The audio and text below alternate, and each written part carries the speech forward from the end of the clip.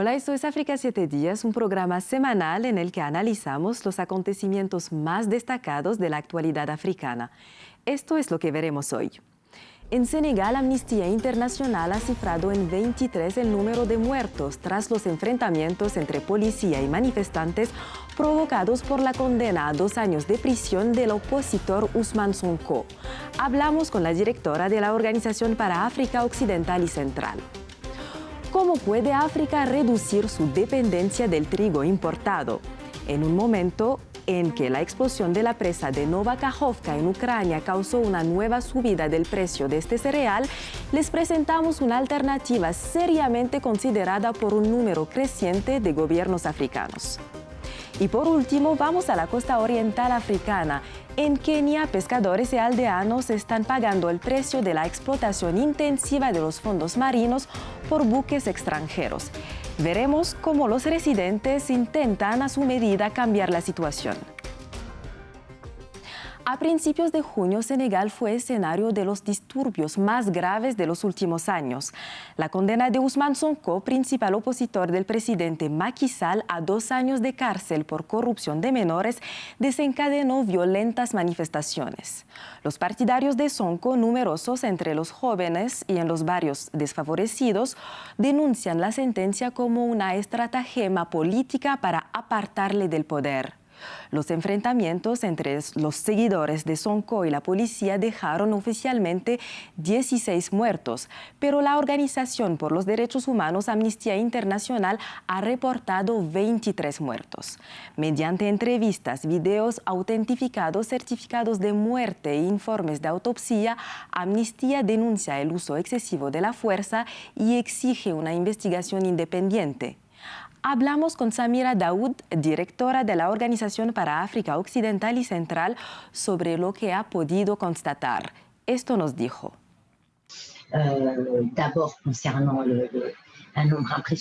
En primer lugar, en los últimos meses se ha producido un número impresionante de detenciones arbitrarias, principalmente de miembros de la oposición y de la sociedad civil críticos con el gobierno o con el tercer mandato de Macky Sall, o de periodistas.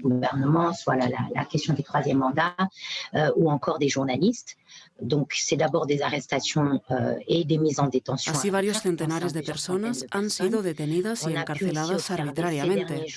También hemos asistido a un uso excesivo de la fuerza en los últimos días, sobre todo desde el anuncio del veredicto en el caso del principal opositor, Ousmane Sonko, procesado y juzgado por violación y amenazas de muerte, pero que fue absuelto de estos cargos y condenado, sin embargo, a 2 años de cárcel por corrupción de menores.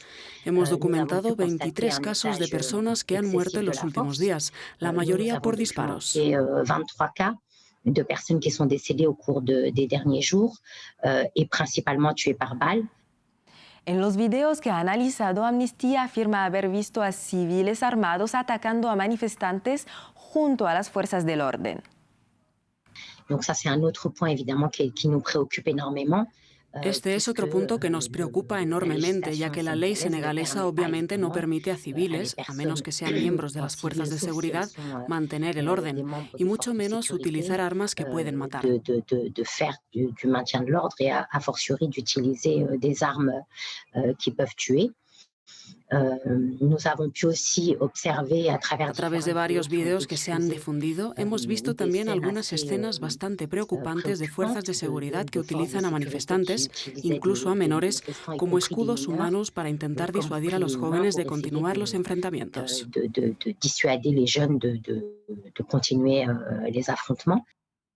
Las tensiones en torno al caso Sonko comenzaron en 2021, cuando fue interpelado tras una denuncia por violación. En aquel momento, 14 personas perdieron la vida y sus familias aún no han recibido justicia. Pero familiares de los 23 fallecidos de este mes han asegurado que lucharán para que se haga justicia. Donc évidemment, nous espérons que Evidentemente, esperamos que la justicia haga su trabajo e investigue adecuadamente para esclarecer los hechos y dar respuestas a las familias de las personas asesinadas este mes. Mais le discours général des autorités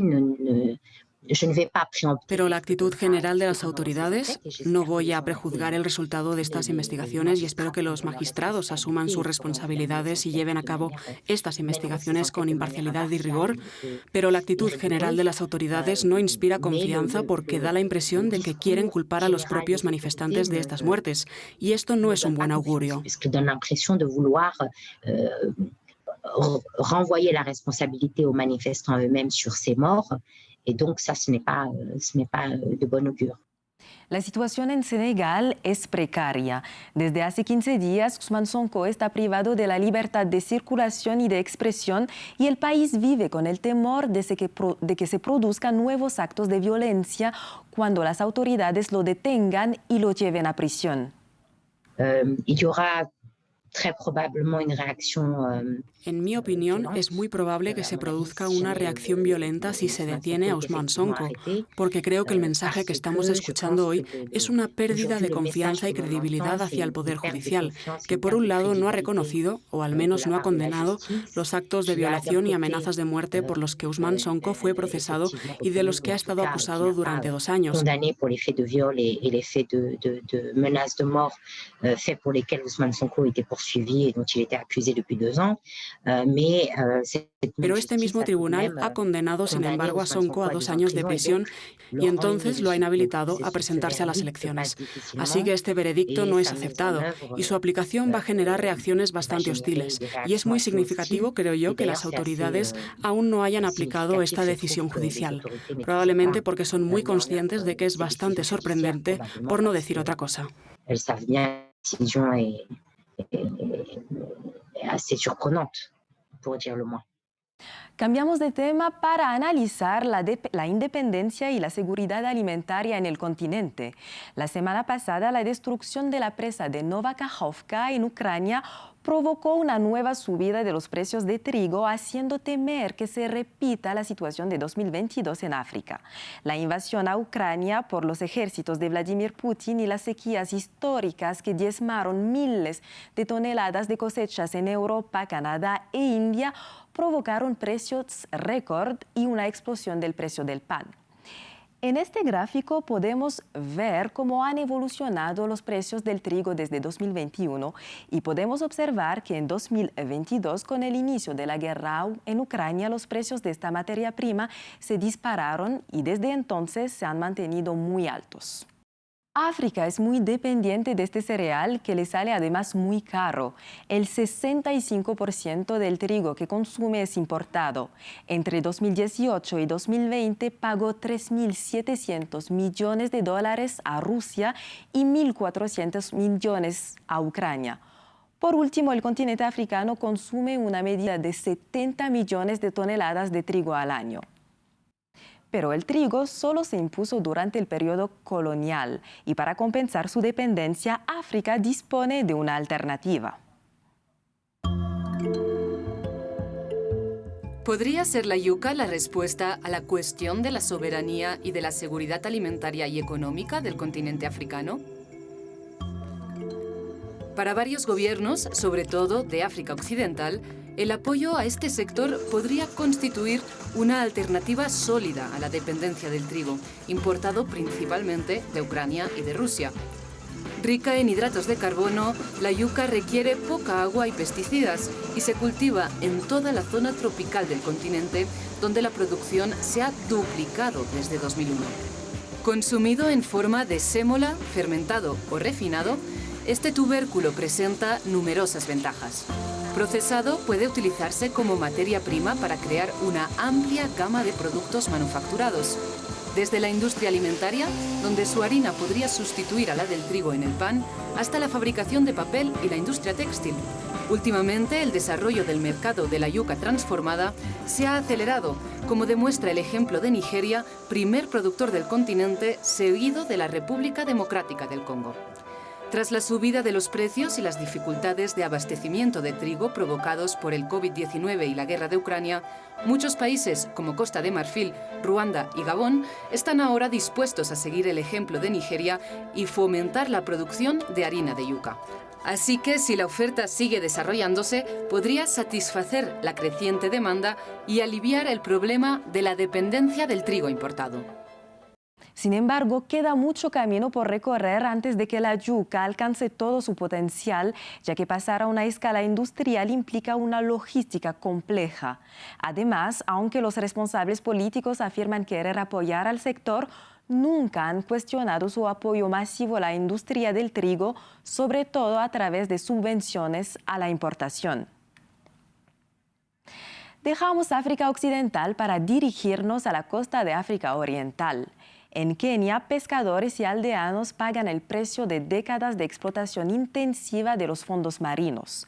El pasado mes de febrero, los estados del Océano Índico decidieron prohibir temporalmente determinadas técnicas de pesca industrial de atún. Esta medida fue criticada por la Unión Europea, ya que muchos barcos franceses y españoles faenan en esas aguas.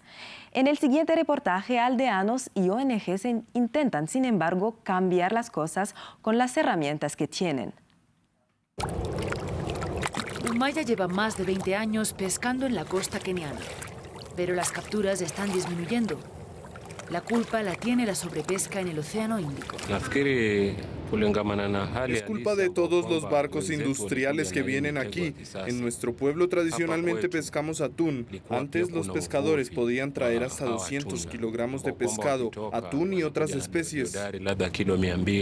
Los kenianos no son los principales culpables de la sobrepesca, pero sí son las principales víctimas. Los institutos de investigación analizan las capturas del día e intentan encontrar soluciones locales. Aunque no pueden influir en alta mar, intentan preservar el ecosistema costero. Esta es una trampa tradicional mejorada, hecha de juncos, y fue diseñada gracias a las conversaciones que mantuvimos con la comunidad. La desarrollamos juntos. Desde entonces hemos observado una mejora. Cada vez se capturan menos alevines. Cambiando las técnicas de pesca, pero también restaurando lo que se ha destruido, estas mujeres han recibido formación del Instituto de Investigación para restablecer los manglares. Este lugar es bueno para nosotras y nuestras familias. Los peces nacen aquí y crecen en el manglar. Nuestra comunidad gana cada vez más dinero gracias a esto. Para la investigadora, hace falta más acción por parte de las autoridades para movilizar a la gente a lo largo de toda la costa. Si el gobierno apoya estos proyectos y apoya a las comunidades en particular para ayudarles a ponerlos en marcha, los aldeanos los aceptarán. Tienen que comprender la importancia de estos ecosistemas y los beneficios que pueden obtener de ellos. Las acciones locales son esenciales, pero solo tendrán repercusión si se produce una movilización mundial, también entre los industriales, sobre todo en Europa. Llegamos al final de esta edición. Gracias por su sintonía. Nos vemos la próxima semana.